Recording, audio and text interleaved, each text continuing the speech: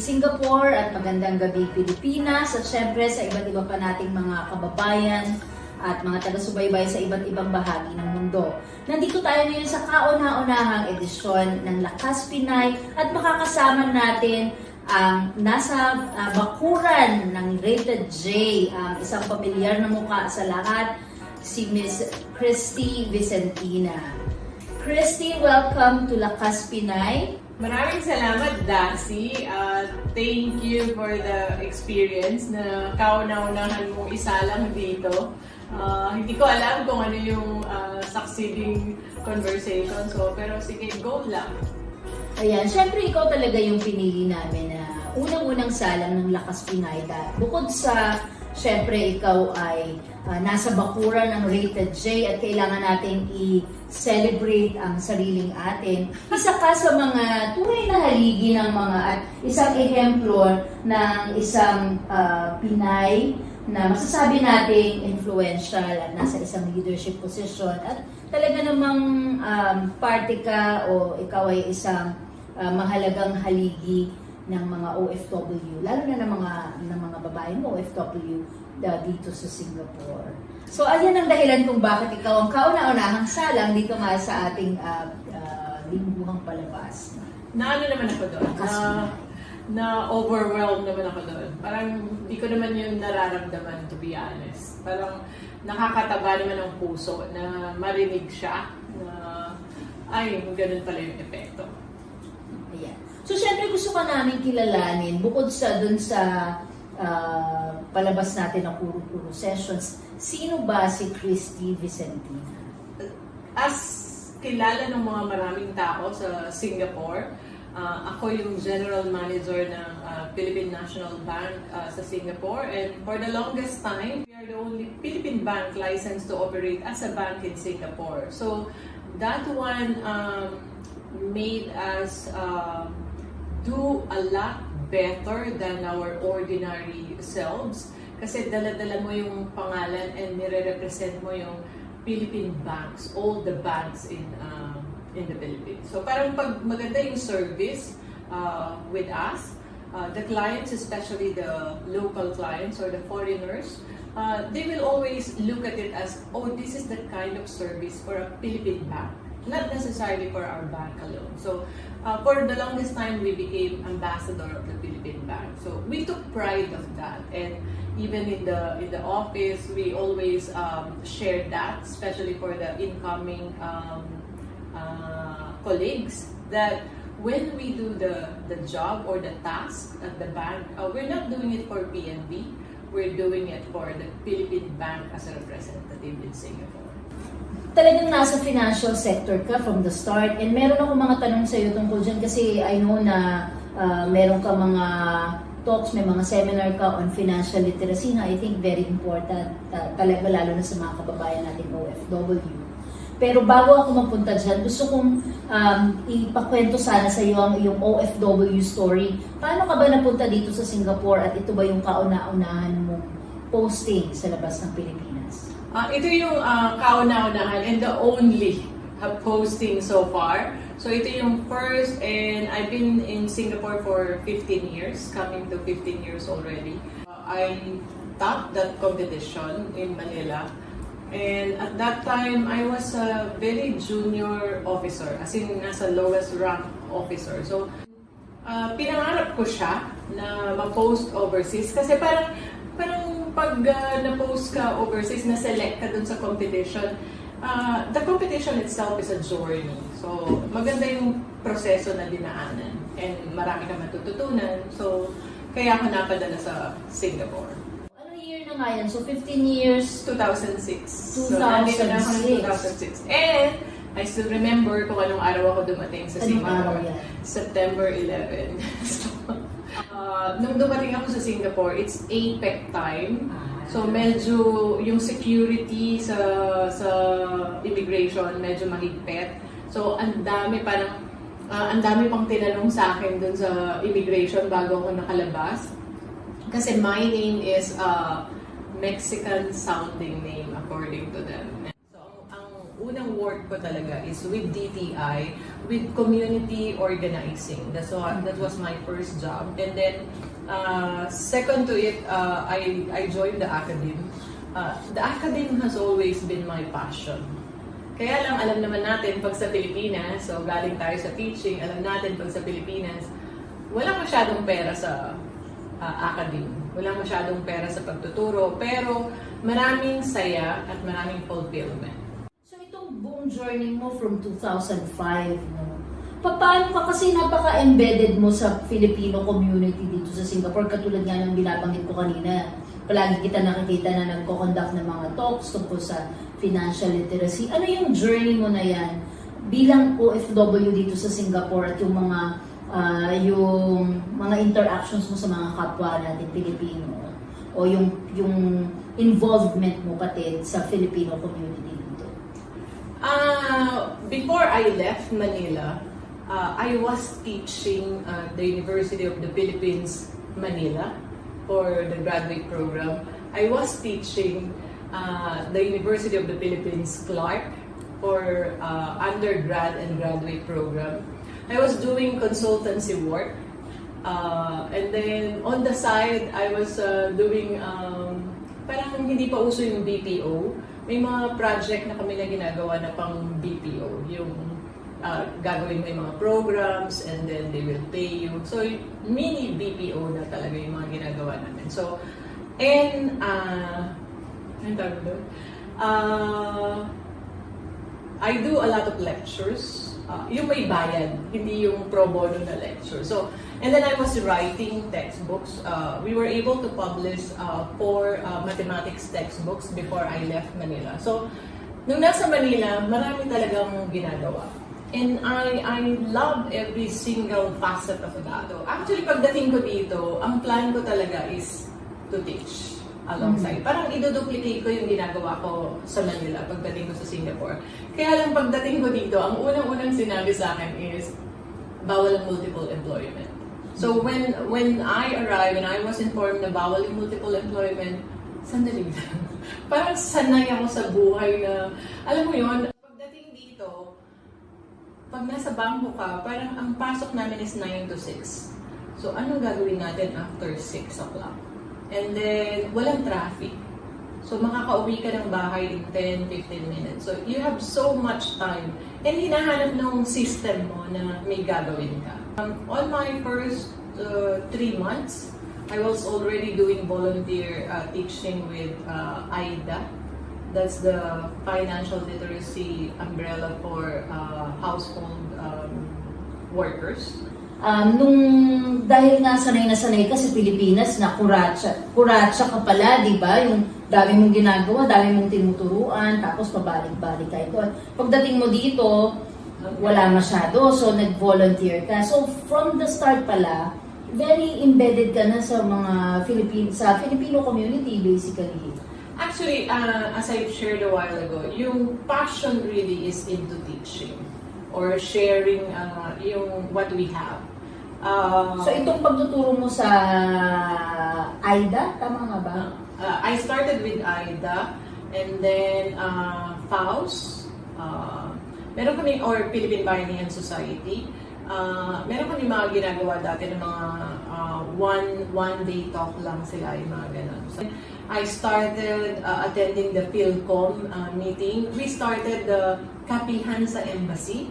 So kami yun na nagpasimula. We provide coffee and minsan pandesal or just simple bread. So it's really a kapihan before the Filipino community meeting. I started with the financial literacy volunteer because it started from Philippines na sobrang ang passion ko talaga is into teaching. So because I cannot do that here ng multiple employment, kaya napunta ako sa volunteer. Pero sobrang malapit sa puso namin yung pagtuturo. In fact, at one point in time, 3 kami magkakapatid na nagtuturo sa UP. So lahat kami nandun.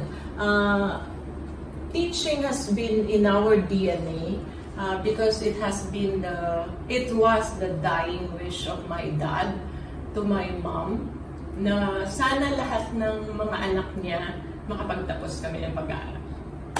Baka may... Ang ganda naman yan. Baka naman pwede mong ikwento kasi very inspiring. Yung isa ko kasing itatanong sa'yo is, ano ba yung para sa'yo, yung talagang nag-motivate talaga sa'yo to, do what you do. Katulad nga, nakaka-share mo lang. Sandali lang. Baka maiyak ako. Kasi naalala ko yung mami ko. Sandali, hihinga lang. Hihinga lang po ako. I was an orphan at 6 years old. And then, yung dying wish ng father namin to my mom is to make sure na makapagtapos kami ng pag-aaral, lahat kami. We were 6, and at that time, ang age namin is 2, 4, 6, 8, 10, 12. So, nagpa-family planning naman yung parents namin. Pero they want I believe they want another boy. So, we have a girl, boy, and then all girls. So, ang age namin is 2, 4, 6, 8, 10, 12 na. So, at 12 and 2, you have 6 children. And then, sasabihin sa'yo ng spouse mo na yun yung wish niya, na makapagtapos kaming lahat. Kasi, my dad, or our dad, they came from a good family. Nung una, may kaya sila. As in, may kaya. Pero nung time na namin, alam mo yung naubos. Yung gano'n. So my dad realized na parang, ito na lang yung pwedeng ipamana nila. Kaya I grew up, alam mo yung literally every day of your life, sinasabi ng nanay mo na, kailangan pag-aral ka mabuti kasi yun lang. So typical na yung sinasabi sa atin ng mga magulang natin na mag-aral ka mabuti kasi yun lang yung ipapamana namin sa'yo kasi wala kaming ibang ipapamana. So, I grew up with that tagline na kailangan makaalis po sa mahirap na buhay. So, parang every time na I stand there and I share what I have, it's a fulfillment for the wish of my dad. And my mom, of course. Pwedeng time out. Ano mga touch naman? Sige, okay lang. Totoo ba yan? Oo, totoo yan.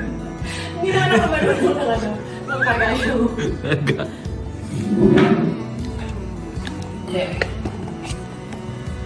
Thank you for sharing that. Sandali mo yan. Okay.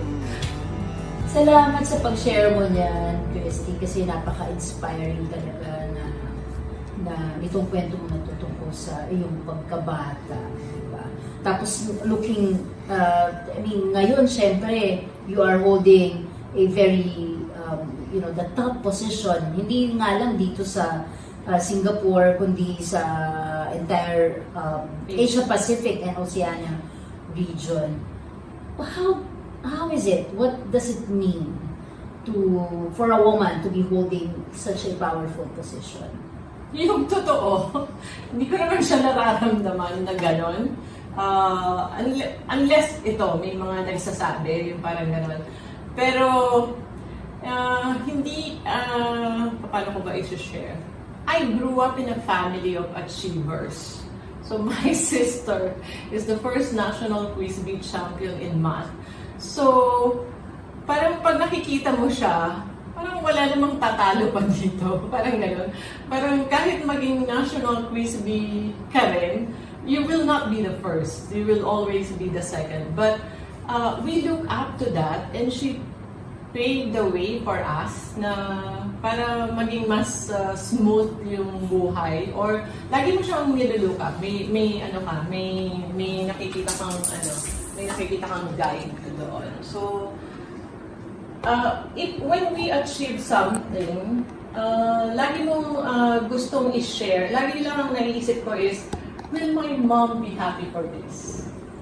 And then, I grew up with my mom's lesson of yung first time na nakakuha ako ng honor. First time, I was in grade 3. Tapos galing pa ako sa section 2. Tapos galing ako ng SPED, tapos napunta ako section 2, so yung bumaba ka. Tapos nung grade 3 na ako, I was awarded second honor. So pag uwi ko, sabi ko sa nanay ko na, finally, may recognition. Sali na ako sa recognition day na I'm second honor. So sabi ng mami ko, I will always remember that. You can always do better than that. So from then on, I realized na tama naman siya. You aim to deliver your best at all time.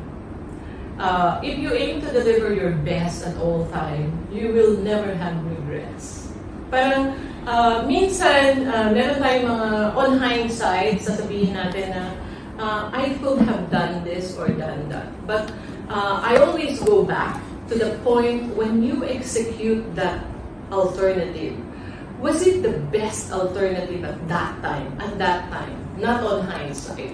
Because if we look on hindsight, we can always have room for regrets. But if we always go back to at the time we are delivering the alternative, did we choose the best alternative? If we did, then we don't have any regret. May tanong ako kasi, eto nga, di ba, yung Lakas Pinay kasi celebrates the power of women. And tama ba, sa industriya ba, sa banking industry ba, sa financial sector ba, would you say na relatively mas madaming mga babae na sa industry o male-dominated ba siya? Napapansin mo ba? Coming from Philippine National Bank, we were awarded last year actually as the best bank for women empowerment. So, ibig sabihin, mas maraming sa bangko mo. Sa bangko mo. Pero in general, yes, I think so. Although, dun sa department na pinanggalingan ko, sa yung dealing room, when I was with the treasury, and I used to attend yung mga conferences for treasury conferences in Singapore, mapipili mo kung ilan yung girls doon or yung women doon. Siguro in 200 or 250 huge conferences, siguro mga less than 20 kami, parang gano'n. That's why I started wearing red shoes. So kung napapansin nyo, lagi akong may red shoes. Because when I go to those conferences, everything is black. It's the banking black, parang gano'n. So if I will wear a red dress or I will wear a red shoes, I will stand out in that crowd. Parang makikita ka kaagad. Tapos laging pag pumupunta ako doon, binibilang ko, ilan ba kaming girls? Parang gano'n. Ilan kayo? Usually, siguro in 100, in group of 100, siguro when sa dealing room, yung pang dealing room, siguro mga 6, mga gano'n lang. Pero bilang isang babae, meron ba ka bang nakikita na advantage ng pagiging na innate sa isang babae? Kung may napapansin ka lang, or meron bang disadvantage? Siguro advantage will be we are more into details. That can be an advantage, depende dun sa situation. But that can also be a disadvantage, especially for some colleagues who doesn't like micromanaging, yung mga ganun. Pag women kasi, they can do micromanaging. But they can do, of course, macromanaging. So you have to balance. Pero mas marami yun, mas innate yun sa women, yung micromanaging. But we have to be able to identify when are we going to execute it? When are we going to press that button? Ano yung pinaka-challenging in terms of pressing the button? Para sa'yo, sa pagkakaalala mo lang, ano yung pinaka-challenging na karanasan mo na kailangan mo, talagang pindutin mo na yung button na yan? Actually, the most challenging part of any leadership role is people management. There's no unique person, as they say. So every single one of them is different. So we have walang blueprint, parang ganon. You have to be able to read every single one of them, and you have to be able to relate to every single one of them. When I moved to the general manager post, in Singapore, I came from the dealing room. Sa dealing room, walang boss. Parang pantay-pantay kayo. As in, pantay-pantay kayo. Kahit ang kinaiba nyo lang usually is the limit or your, anong tawag doon? Yung size ng pwede mong i-train. Parang gano'n. Yung size ng pwede mong i-open na position. Yun lang pinagkakaiba nyo sa rank. But essentially, you're doing the same business. You're doing the same buying or selling of currencies. Dun sa department ko. So, but when I moved to the general manager post, I have to change. I literally have to change myself. Hindi na pwede na, yung tinitingnan mo lang, mananalo ba ako dito? What will be my profit number at the end of the month? So may kasama ng iba, may tao na. Dati, kaibigan mo yung mga tao, or when I started, no one is reporting under me in the dealing room. So I'm a one-month team here. So I can communicate with the people. I can tell what I want to, I can say what I want to say to them. Without thinking na, ay, pwede ko silang balikan. Kasi magre-report sila sa akin, gigradean ko sila at the end of the quarter or at the end of the year. But sitting in that position, and every single one of them is your responsibility. You want them to be better person. And it really saddened me pag parang teacher. So ang objective mo as a teacher is, at the end of the semester, lahat sila natuto sila. Parang hindi ka naman masaya pag may bumagsak. Parang gano'n. Etong kinukwento mo na yung people management yung pinaka-naging challenging portion para sa'yo. Pero looking at yun, kung nasaan ka ngayon, dun sa time, nung 6 years old ka na kinukwento mo kanina, bilang panghuling katanungan, ano yung naiisip mong mensahe para kay Cristy na 6 years old nung ikaw ay naulila sa iyong ama?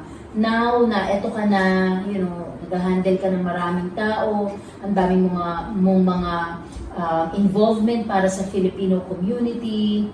Ano yung mensahe mo sa kanya dito sa maliit na batang si Cristy nung 6 years old ka, o kung gusto mo na mas bata ka pa? Siguro parang layo na babalikan. Ang pwede ko lang sabihin is, one, and until now, na I'm a grown-up, lagi kong sinasabi to na always listen to your mom.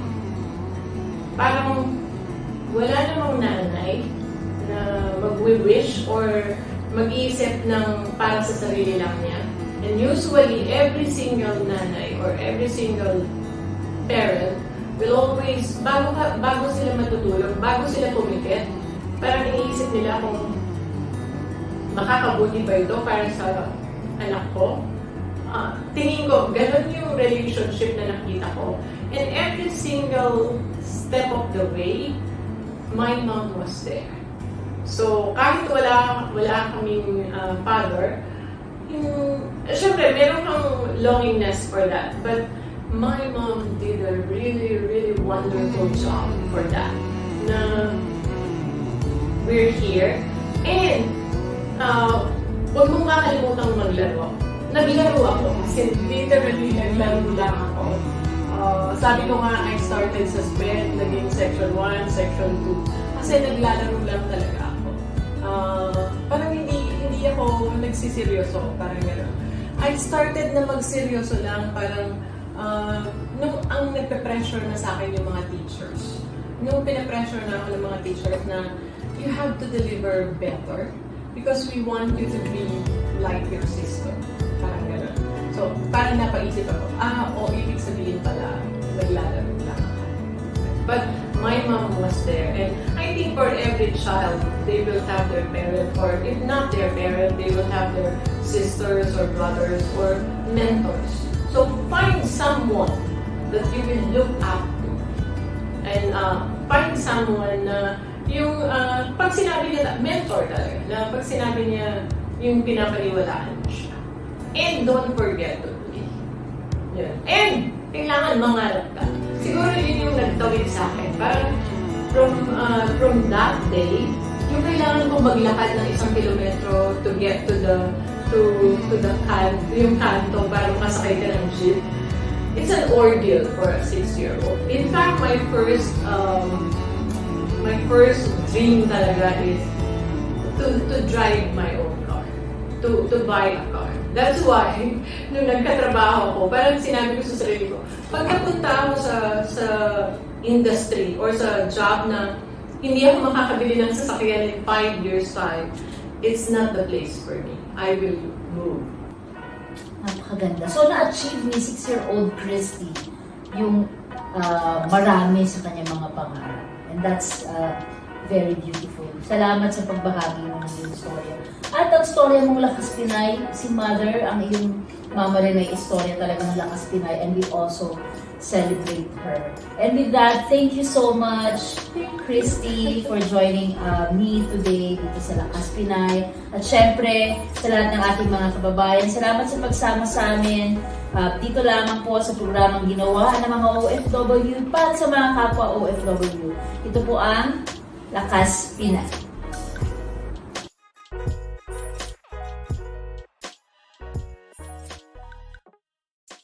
Thank you for watching our program. Please do like and share this video. Don't forget to watch our other videos and subscribe to our YouTube channel.